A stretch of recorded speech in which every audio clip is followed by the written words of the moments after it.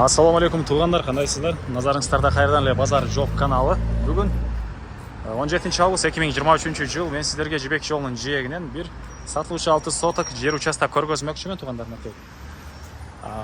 Бұл участок бәрек Жібек жолы 523 А дарегинде жайгашкан туғандар.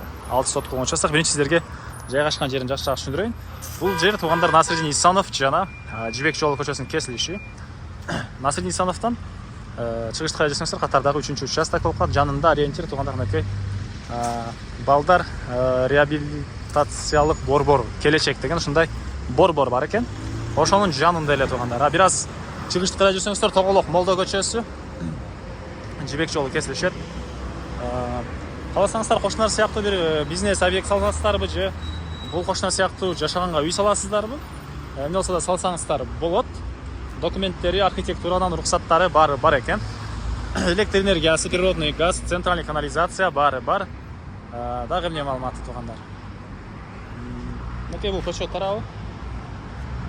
Батыш чек арасы бул жерден башталат. Чыгыш чек арасы мынакей бул жерге чейин тугандар. Так, дагы эмне маалыматы. Жибек жолунан билесиздер, шаардын бурч бурчуна көптөгөн эле маршруткалар жүрөт. Так. Мына ушундай тугандар. Эми азыр кирип калган маалыматты бир чекеден берейин. Мынакей бул коросу тугандар. Чегарларын көрүп турасыздар, байкалып эле турат. Дагы эмне маалыматы? Жана айткандай документтер боюнча үй курганга архитектуранын уруксаттары бар экен. Так, негизинен Жибек жолунун жээги бир бизнес объект салсаңыздар деле болгудай. Так. Бул жагында бир фундамент. 6 соток болгон ушундай чоң жер участок тугандар. Так. Төрүнөн деле негизинен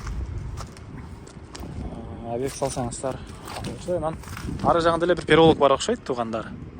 Ары жагында азыр үй ээси жанында болбогонуна байланыштуу мен телефон менен байланышып эле ошол маалыматын берип аткан учурум. Так. Бул жагында фундамент.